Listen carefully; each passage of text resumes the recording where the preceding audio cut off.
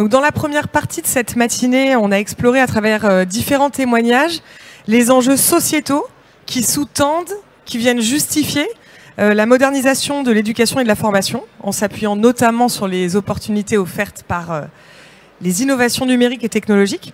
Et dans cette deuxième partie de matinée, on va donner la parole à ceux qui forment au quotidien, les formateurs indépendants, les organismes de formation, l'éducation nationale, les établissements du supérieur, pour aller explorer plus concrètement la manière dont ces innovations technico-pédagogiques viennent bousculer leur façon de travailler, avec son lot de succès, de réjouissances, mais aussi de défis et parfois de difficultés. Et on va commencer avec une première intervention en duo, où j'accueille Brice Gaillard et Pierrick Briand, qui vont nous parler de l'intégration de l'IA dans les pratiques pédagogiques des formateurs. Alors, Brice, vous êtes entrepreneur dans la EdTech, dirigeant d'une société présente ici qui s'appelle ApoLearn, qui commercialise un LMS à destination des organismes de formation, des établissements du supérieur. Vous avez, je crois, plus de 1000 clients aujourd'hui, si j'ai bien travaillé. Et une particularité de ce LMS, c'est qu'il intègre des fonctionnalités d'IA pour les formateurs et les concepteurs pédagogiques pour les assister dans leur mission quotidienne. Vous êtes amené à collaborer régulièrement, Brice, avec Pierrick, présent ici. Pierrick, vous avez plusieurs casquettes. Vous êtes expert formateur en marketing. Vous travaillez auprès de publics divers. Vous collaborez notamment avec la CCI de Nantes, dans laquelle vous donnez des cours à des étudiants. Vous êtes aussi ingénieur pédagogique et spécialiste de l'utilisation de l'IA en formation. Et donc on va commencer avec vous, si vous le voulez bien. Une première question qui fâche. Faut-il avoir peur de l'IA quand on est formateur? Alors bonjour à tous. Je suis très agréablement surpris. Je me permets de le faire remarquer par le nombre de personnes qui sont présentes à ce petit séminaire. Donc merci de votre présence. En tous les cas, je sais qu'aujourd'hui l'intelligence artificielle suscite beaucoup de curiosité dans nos métiers. Donc vous l'avez très bien présenté, Agathe. L'a très bien présenté, Agathe. Donc je suis à la fois formateur et ingénieur pédagogique. J'ai donc eu l'occasion d'utiliser l'intelligence artificielle depuis son arrivée il y a un petit peu plus d'1 an maintenant. Non, pour répondre tout simplement à la question qui vient d'être posée, non, il ne faut pas avoir peur de l'intelligence artificielle. Alors pour plusieurs raisons que je vais évoquer ici sur ce diaporama. Quand j'ai commencé à l'utiliser, c'est vrai que quand on donnait rendez-vous avec certains de mes collègues au CFA de la CCI de Nantes, on était plutôt dans l'idée de « oui, tu te rends compte, c'est un bouleversement ». Aujourd'hui, on peut tout produire quasiment avec de l'intelligence artificielle, surtout du texte, de l'IA générative.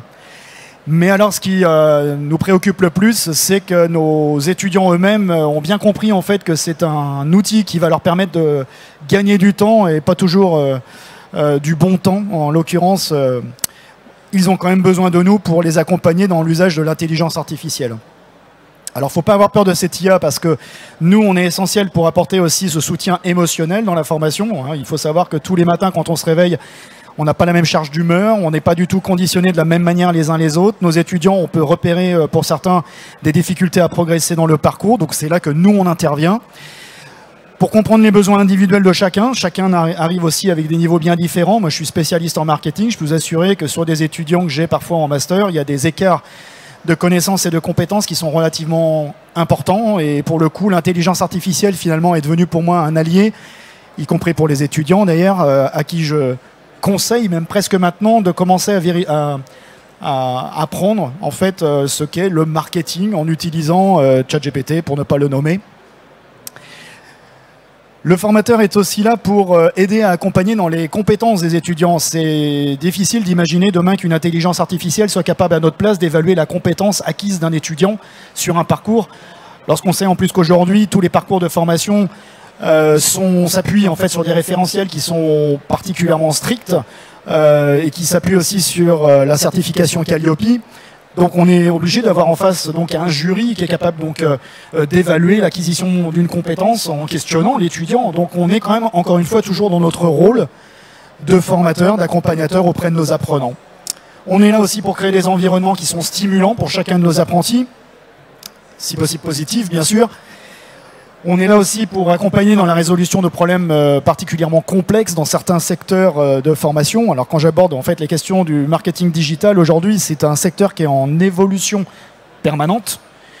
Et pour le coup, les notions que j'enseignais il y a encore peut-être un an sont aujourd'hui presque désuètes quand on observe en fait l'évolution, pour ceux qui connaissent un peu le marketing, du SEO, en fait, ce qui caractérise aujourd'hui le référencement sur les moteurs de recherche.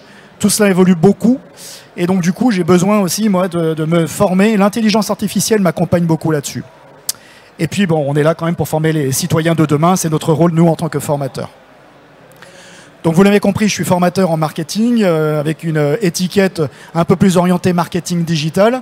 Et j'ai eu besoin rapidement, en fait, d'un outil parce que je suis formateur indépendant, j'interviens dans beaucoup de centres de formation, donc vous êtes peut-être plusieurs à avoir cette casquette de formateur indépendant. Moi, j'ai eu besoin d'un outil pour centraliser tous mes parcours de formation, m'aider dans la conception. Et donc, j'ai choisi, lors de mes études, en fait, au travers d'un benchmark, un outil qui m'a tout de suite séduit. C'est donc le LMS qui a été développé, je crois, et commercialisé à partir de 2015, donc le LMS AppleLearn. Alors pourquoi? Parce qu'il est simple d'utilisation, je le trouve très ergonomique et en plus mes apprenants ne prennent pas du tout la tête quand ils l'utilisent. Je leur crée un compte, ils arrivent sur un module, je les suis, je les accompagne et donc c'est très bien. Donc aujourd'hui j'avais besoin de l'intelligence artificielle, enfin j'ai besoin de l'intelligence artificielle pour plusieurs raisons. Alors je suis ingénieur pédago, donc il faut savoir déjà, et j'ai été formé par quelqu'un qui est sur son salon, que je salue, il s'appelle Sylvain Vacarès, voilà. Et donc j'ai été formé par lui, il m'a apporté vraiment les bases solides de ce que c'est l'ingénierie pédagogique.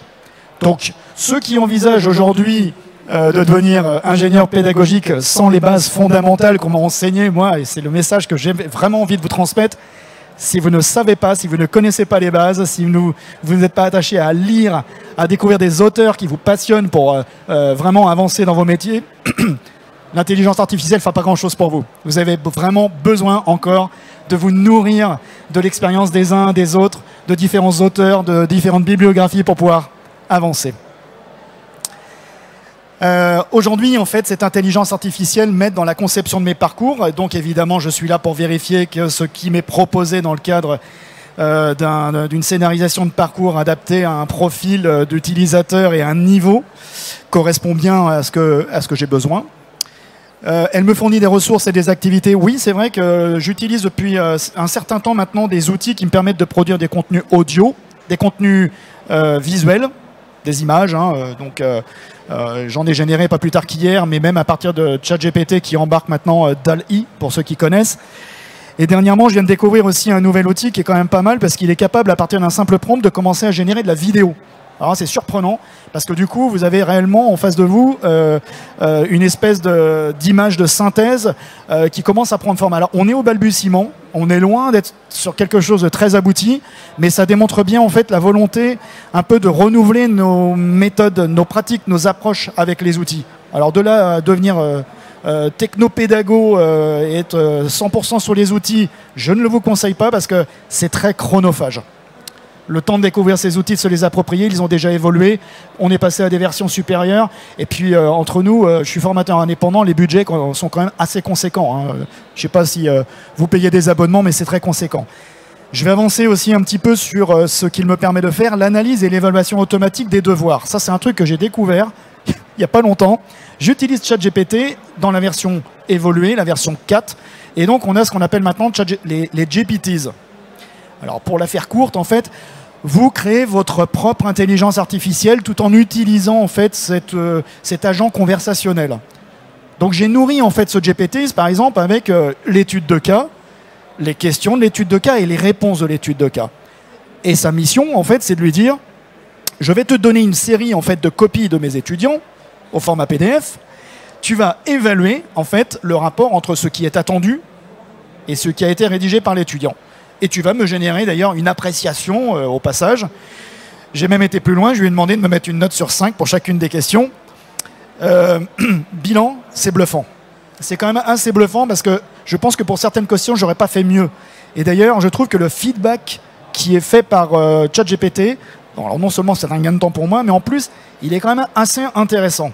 Alors, la raison de ce résultat, c'est que j'avais quand même nourri ma propre intelligence artificielle. Je ne l'ai pas testé en fait sur le ChatGPT 4 dans sa version générale qui s'appuie des fois sur des données un peu, enfin pas toujours très fiables.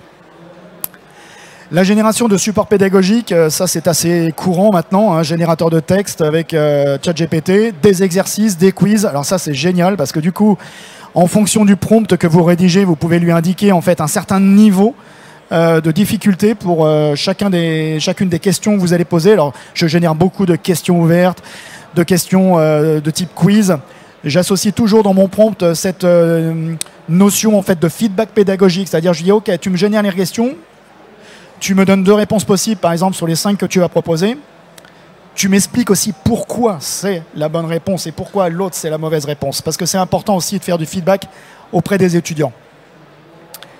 Et puis il y a une chose aussi qui est apparue dernièrement, je l'ai testé en fait au début d'une formation en marketing avec des masters qui venaient parfois de la fac et qui n'avaient aucune notion en marketing.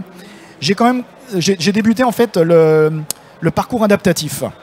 Donc je me suis dit comment est-ce que je peux gagner du temps maintenant en utilisant ChatGPT, en essayant de faire 2 types de parcours, le parcours on va dire débutant et un parcours intermédiaire et expert. Et bien ça fonctionne très très bien. Au fond, vous avez à votre disposition un outil qui va générer du contenu en fonction donc, des connaissances de base et qui va au fur et à mesure donc, faire upgrader en termes de compétences et de connaissances. Là où les choses vont évoluer prochainement, et c'est peut-être une de nos missions aussi, parce que je me suis associé donc, aux dirigeants du LMS ApoLearn pour aller dans ce sens, c'est de pouvoir proposer bientôt un LMS qui soit capable aussi de créer presque automatiquement, attention, hein, c'est pas une promesse pour l'instant, c'est à l'étude, un parcours adaptatif. Voilà. Quel que soit le niveau de l'étudiant, on lui donne aujourd'hui la chance de pouvoir, à son rythme, monter. Et ça, c'est une intelligence artificielle qui va pouvoir préparer des parcours qui seront adaptés en fait à son niveau. Voilà, je vais avancer parce que je pense qu'on risque de manquer d'un petit peu de temps. Il y a Agathe qui me fait des signes. Donc ici, on a aussi les quelques outils que j'utilise depuis presque un an maintenant. ChatGPT, Bard très dernièrement, Bing de Microsoft, que je trouve entre nous pas ouf pour l'instant, Claude et Grok, la dernière solution présentée par Elon Musk il y a très peu de temps, qui est pas mal au démarrage, mais pour l'instant, la référence reste quand même ChatGPT. En termes de génération d'images, on va retrouver donc DALL-E, qui est développé par la fondation OpenAI. On va avoir Midjourney aussi, qui est très intéressant, Stable Diffusion et Adobe Firefly, qui s'est lancé aussi dans la course et qui a pour avantage de disposer en fait d'une bibliothèque mondiale gigantesque. Et donc la génération aujourd'hui d'images est quand même assez pertinente chez Adobe. Text to vidéo, il y a Eigen aussi qui est pas mal. On s'est bien amusé là dernièrement chez ApoLearn en faisant quelques tests, puisque Eigen est capable de vous mettre au travers d'une vidéo un personnage et une voix adaptée. Vous avez Picard aussi qui fait ça avec le côté un peu enfant, donc ça s'adapte très bien à un jeune public, où là on va trouver un petit cartoon et des voix qui sont appropriées. Vous avez Eleven Labs aussi. Alors c'est assez bluffant Eleven Labs parce qu'on va vous demander en fait un petit audio de votre propre voix. Vous allez le stocker sur votre compte, vous allez rédiger un texte, et il va lire le texte, mais avec votre voix. Alors là, pour le coup, si vous n'aimez pas vous mettre devant un micro comme ça pour parler, si vous n'êtes pas à l'aise avec cette technologie, bah là, vous allez gagner un temps phénoménal. Et puis, si vous avez envie de gagner du temps aussi, il y a Gamma. Alors, beaucoup d'entre vous doivent commencer à connaître cet outil qui est quand même assez impressionnant, puisque là, vous rentrez en fait sur l'outil, vous lui dites, voilà, je suis un petit peu à l'arrache, j'ai besoin de faire un diaporama pour mes étudiants, je me suis mis en retard, peux-tu me pondre un truc avec telle et telle et telle et telle notion? Et là, il va vous faire une quinzaine de slides fraîches dans lesquels vous allez pouvoir tout simplement partager. Il suffira d'appuyer sur le petit bouton et puis là, vous allez faire votre cours. Bon, il faut quand même corriger. Il y a des petites choses à revoir dessus, notamment au niveau des illustrations et du texte qui parfois dit beaucoup de choses sans dire grand-chose. Donc, par contre, c'est déjà une bonne base. Ensuite, vous avez la génération de musique. Ça peut être très intéressant d'avoir Suno AI à disposition, puisque là, c'est un générateur de musique totalement gratuit qui peut accompagner en fond sonore vos différents slides. Alors, ce que je sais aujourd'hui pour avoir testé ces différentes intelligences artificielles, c'est qu'on est quand même sur un outil qui joue un rôle d'assistance au devoir, donc il me fait typiquement gagner en productivité. Je l'utilise aussi pour simuler des conversations, notamment dans les langues étrangères. Donc ça m'est arrivé d'avoir des cours totalement en anglais, et pour certains, c'est vrai que l'utilisation de ChatGPT pour ça, c'est très bien. Ça génère bien évidemment des idées de contenu et de quiz.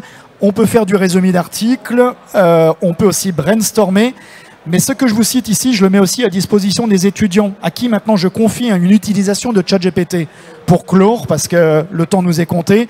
Ce que je pense aujourd'hui, c'est qu'on doit arrêter de produire du contenu et on doit accompagner plutôt nos étudiants à utiliser les outils, à savoir utiliser correctement ces outils qui produisent du contenu, de l'IA générative, de l'audio, de la musique. Ce sont des réelles compétences dont ils vont avoir besoin pour évoluer dans leur carrière. Donc ça, c'est un exemple, par exemple, d'image que j'ai généré très dernièrement avec ChatGPT. Tout simplement, le prompt, c'était de lui dire mets-moi une image au début de mon document pour parler de brand content. Et puis ça, c'est typiquement en fait un spot qui est représenté comme ça avec 4 cases, avec les forces opportunités, menaces, que j'ai créé là aussi avec de l'intelligence artificielle. Donc c'est très simple d'usage. Et puis on a plein de choses à vous montrer aussi sur le stand Apple Learn, mais ça... voilà, on en reparlera. Merci Pierrick. Je me demandais si tu avais fait ta présentation avec Gamma pour la conférence, mais je crois pas. Du coup, on voit que tu es un formateur à la pointe dans tes pratiques, avec beaucoup d'agilité, à aller chercher des outils différents, les combiner ensemble, les connecter au tien, etc. Peut-être que la marche est un peu haute pour des formateurs moins aguerris que toi, qui sont au début de leur transition vers les outils digitaux dans leur métier. Alors eux aussi ils peuvent se former à leur tour, ça c'est une première solution, et je crois que vous travaillez ensemble sur un parcours de formation spécial formateur. Pierrick, tu pourras nous en dire plus. Exactement, on a lancé, pour ceux qui s'intéressent au sujet, sur Apple Learn Academy, qui est une plateforme faite pour aider nos clients à monter en compétences sur l'ingénierie pédagogique, sur le digital, mais qui est accessible à tous.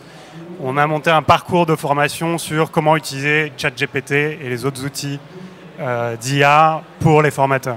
Donc, on pourra vous montrer sur notre stand, mais vous pourrez le découvrir en tapant Apple Learn Academy sur Google.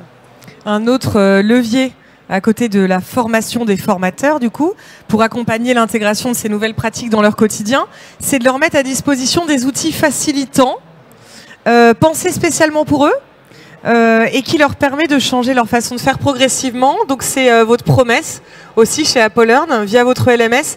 Et donc Brice, je te laisse la parole pour que tu puisses nous montrer les dernières innovations inspirées des pratiques de Pierrick, mais aussi d'autres formateurs qui intègrent l'IA dans leur quotidien. Oui, en effet, chez Apple Learn, on est persuadé que l'IA va changer radicalement la manière dont on travaille, dont on crée, dont on pense même. Et que dans le secteur de la formation, de l'éducation, il y a des tonnes d'applications, de création multimédia, d'assistants virtuels, de correction des devoirs. Et donc la première question qu'on peut se poser, c'est est-ce que finalement on va utiliser l'IA pour remplacer le formateur, ou est-ce qu'au contraire on va utiliser l'IA comme assistant du formateur pour lui permettre de passer plus de temps avec ses apprenants? La deuxième question qu'on peut se poser aussi, c'est aujourd'hui, la majorité d'entre vous sont probablement des technophiles, des experts, vous faites de la veille permanente, vous venez ici pour rencontrer d'autres experts, mais le formateur lambda qui a déjà eu du mal pendant le confinement à faire des classes virtuelles et à qui on demande aujourd'hui d'utiliser l'IA, c'est assez compliqué et c'est pas forcément le plus accessible pour lui. Donc nous, chez Apple Learn, on s'est demandé comment on peut rendre ces outils accessibles à tous et comment aussi ces outils vont permettre aux formateurs d'être plus productifs pour passer plus de temps d'encadrement avec leurs apprenants. Et donc on a fait un gros travail de R&D. Depuis 2 ans, on interviewe des experts de l'IA, des ingénieurs pédagogiques. On a interviewé des centaines de clients pour comprendre quelles sont les applications pédagogiques de l'IA et aussi pour ceux d'entre eux qui l'utilisent déjà, comment ils l'utilisent pour essayer de rendre ça plus accessible. Que les formateurs n'aient pas besoin de se demander ce qu'ils peuvent faire avec l'IA, de trouver le bon outil, de trouver le bon prompt pour à la fin avoir le bon résultat. Et donc, ce que je voudrais vous montrer aujourd'hui, c'est concrètement comment l'IA intégrée dans un LMS comme AppleLearn peut permettre de faciliter l'accès à ces outils pour n'importe quel formateur. Et donc, je suis ravi de vous présenter AppleLearn AI qu'on lance pour le salon, dont le but est finalement d'intégrer l'IA dans le workflow des formateurs avec 4 objectifs. Un premier objectif d'idéation, donc l'IA comme un outil d'idéation pour vous permettre de scénariser vos parcours de formation. L'IA comme un outil de conception pour vous permettre de générer des évaluations, des contenus à partir de contenus que vous nous fournissez, un document, une vidéo, ou même à partir d'une notion. L'IA comme outil d'accessibilité pour rendre accessibles vos contenus aux personnes en situation de handicap. Et enfin, l'IA comme outil d'animation pour faire gagner du temps aux formateurs dans l'animation de leur formation, dans la correction des productions de leurs apprenants. Et donc, comme une image vaut mieux que 1000 mots, je vais vous faire une petite démonstration de l'outil, si on peut lancer la vidéo.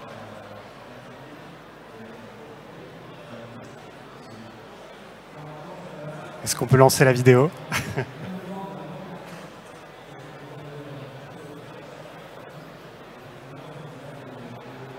Petit problème technique. C'est pas grave. Donc, ce que je vais vous montrer aujourd'hui, c'est finalement comment on a essayé d'appliquer ces 4 concepts et comment ça se présente concrètement l'IA intégrée dans LMS. Il va y avoir donc plusieurs parties. Une première sur cette idée d'idéation, où je vais vous montrer voilà, comment on peut générer des parcours de formation avec l'IA. Ah, ça va arriver, peut-être.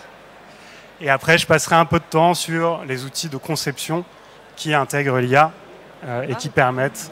voilà. Donc ici, typiquement, je suis dans le LMS AppleLearn. J'ai créé ma formation. Pour l'instant, il n'y a pas de contenu à l'intérieur. Et je vais pouvoir demander à l'IA de me proposer un syllabus de formation. L'idée derrière ça, c'est que souvent, les formateurs qui utilisent AppleLearn, ils font des formations en présentiel. Ce n'est pas forcément des spécialistes du digital learning. Cette étape de scénarisation, de découpage de leur parcours, elle peut être un peu intimidante, un peu complexe. Et donc là, grâce à l'IA, simplement en entrant le titre de la formation, le nombre d'heures, je vais avoir un parcours qui va être proposé, généré. Je peux bien sûr, après, l'amender, supprimer des éléments, le modifier. L'idée, c'est que ça soit une proposition. À chaque fois, le formateur garde la main sur ce que lui propose l'IA. On a fait le choix de faire des outils pour les formateurs. L'idée, c'est de ne pas se mettre entre nos clients et leurs apprenants. Il faut qu'ils gardent le contrôle sur les contenus, sur la véracité des contenus aussi. Ici, je suis dans l'éditeur de contenu intégré à la plateforme. On retrouve plusieurs outils, certains boostés à l'IA, la synthèse vocale, les outils de génération de quiz. Et dans tous les éditeurs de texte, on a aussi une barre d'IA intégrée avec plusieurs options. Je peux traduire mes textes, je peux changer le ton, je peux remettre en forme des notes et je peux même demander que l'IA me génère une courte introduction sur le marketing pour mes étudiants en Master 2. Et là, ça va me faire une proposition de texte. Donc là, je pars finalement de rien et c'est l'IA qui va me proposer du contenu. Voilà, j'ai mon court paragraphe d'introduction qui va s'écrire et que je vais pouvoir après adapter, modifier pour que ça arrive au résultat que je souhaite. Je peux faire ça aussi avec du QCM. Je rentre une notion, un texte, et automatiquement, ça va me faire des propositions de questions. Ici, je pars de zéro. Donc, potentiellement, il peut y avoir des erreurs. Mais on peut aussi partir d'un document que vous fournissez. Et là, c'est intéressant. Souvent, nos formateurs, ils ont des supports, PowerPoint, PDF, documents qu'ils mettent sur les plateformes. Et l'idée, c'est qu'est-ce qu'on fait de ces documents pour les rendre un peu plus interactifs, pour pouvoir extraire des informations pertinentes. Donc, je peux générer un résumé, générer une transcription, extraire les points clés, créer un QCM à partir de ce document. Et donc, simplement en sélectionnant ce que je veux, je vais pouvoir générer du contenu à partir d'un document que je lui fournis. Donc là, j'ai mon résumé du document qui arrive. Donc, c'est intéressant. Imaginons, j'ai un cours de 100 pages sur le marketing. Je le donne à l'IA, il me fait le résumé, les points clés à retenir. Et ensuite, je vais avoir même le petit test de connaissance pour m'assurer que mes apprenants ont bien consulter l'ensemble du document. Bien sûr, tout ça, je peux le modifier à chaque fois, ça reste une proposition.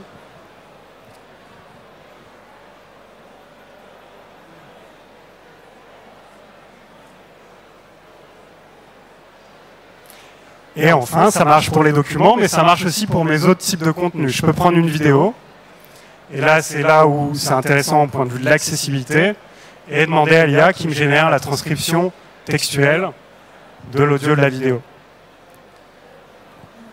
De la même manière que ça me génère la transcription textuelle de l'audio, quand j'upload une vidéo sur AppleLearn, automatiquement, ça va me générer les sous-titres que je pourrais aussi générer automatiquement dans les autres langues de mon choix. Donc on est toujours dans cette idée aussi de faciliter la mise en accessibilité de vos contenus grâce à l'IA. Ça, c'est un élément très important. On n'a pas forcément le temps de passer, on n'a pas forcément du temps à passer sur ces questions, pourtant c'est très important. Et l'IA peut être un vrai outil pour ça.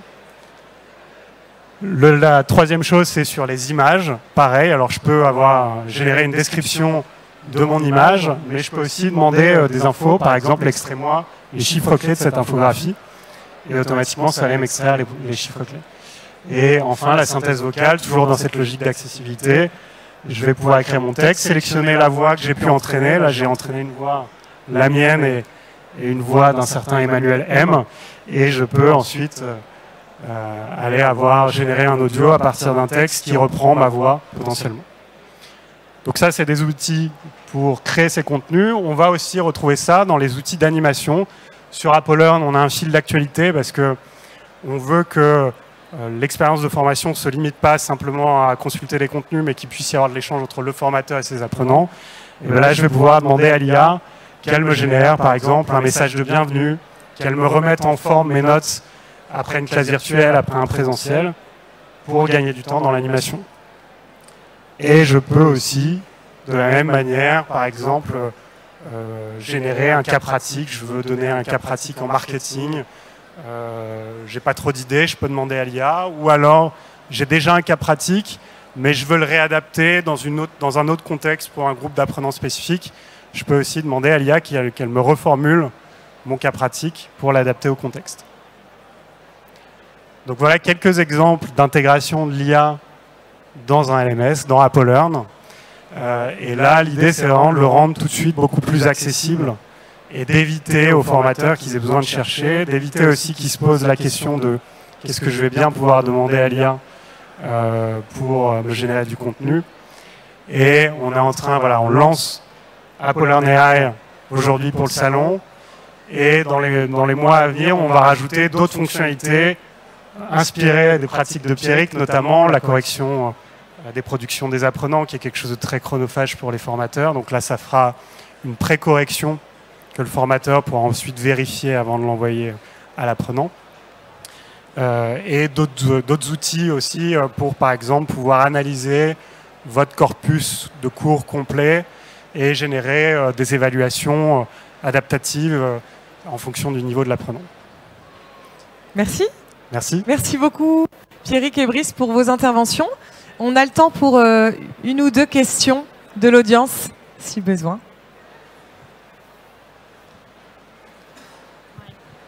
Je voudrais savoir en fait si vous avez déjà travaillé sur l'adaptation des graphiques aussi, si on est sur des sujets plus techniques. L'adaptation graphique, c'est ça? Des graphiques, des tables, des graphiques. C'est des sujets sur lesquels on travaille. C'est un peu plus complexe, mais c'est des sujets qui arriveront dans les mois à venir. Ouais.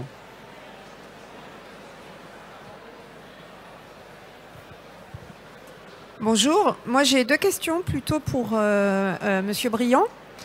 Une première question, c'est comment est-ce que vous mesurez l'intérêt de l'utilisation de l'IA avec tout l'investissement que ça nécessite par rapport à ce qui existe déjà sur le marché. Par exemple, votre image sur le SWOT, c'est très bien, mais en fait, on en trouve des caisses sur des banques d'images.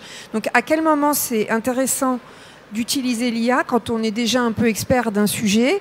Parce que après, on voit plein de jolies choses, mais pour être garant de la qualité qui sort, il faut quand même connaître déjà un peu le sujet. Donc, je trouve que ce n'est pas une question facile. Et par rapport à vos apprenants aussi, alors vous utilisez l'IA pour faire une partie des évaluations. Mais comment est-ce que vous savez si le devoir qui a été bien produit par vos apprenants eux-mêmes? Est-ce que l'IA n'est pas en train d'évaluer un travail qu'elle a elle-même fait pour vos apprenants? Oui, en effet. Ouais. Donc, pour répondre à votre première question, on n'a pas suffisamment de recul, même si ça fait plus d'1 an que je travaille avec l'intelligence artificielle. Je ne cesse en fait de vérifier en fait le travail qu'elle peut générer, enfin le contenu qu'elle peut générer. Aujourd'hui, c'est pas du temps que j'ai gagné, hein, vu le nombre d'heures que j'ai passé à utiliser cette intelligence artificielle, mais j'arrive à un niveau de maturité maintenant de l'utilisation de ces outils qui commence maintenant à me faire gagner du temps. Voilà. Comme je vous le disais tout à l'heure, en plus, j'en suis presque arrivé au point où je me suis dit, ça devient tellement évident et tellement facile que c'est peut-être plus moi qui dois générer les contenus, c'est peut-être plus les étudiants qui vont devoir maintenant le gérer. Voilà. Concernant les visuels, je travaille aussi pour Subdecom et d'autres écoles aussi. C'est vrai que la question revient assez souvent aujourd'hui sur l'intérêt d'une illustration, d'une image, etc. au regard de ce que font habituellement donc des producteurs de contenu visuel. Franchement, aujourd'hui, c'est quand même assez pauvre. Ce que fait aujourd'hui DALL-E, ça reste quand même assez basique. Donc si vous lui demandez de mettre un chien dans un aquarium, il va être capable de vous simuler un chien dans un aquarium. L'intérêt pédagogique de cette image, je vous laisse après l'imaginer. Mais c'est pas concluant encore pour l'instant. Mais on est au balbutiement. En fait, le message clé que j'essaie de faire transmettre depuis le début, c'est que c'est un peu comme l'histoire de Kodak, vous savez, un moment qui n'a pas pris le tournant du digital et qui finalement s'est un petit peu fait planter. Bon, bah, l'histoire, elle est là, quoi. Je pense qu'aujourd'hui, quelle que soit notre génération, quel que soit l'âge qu'on a dans nos professions, bah, ça fait plus de 20 ans que j'enseigne, c'est clair que si je ne m'adapte pas aujourd'hui, je vais avoir du mal en fait à m'aligner en fait sur les attentes et les besoins des entreprises aujourd'hui. Je suis trop bavard là, je le sens. Désolé. Il va falloir qu'on s'arrête et qu'on enchaîne. Faut venir nous voir sur le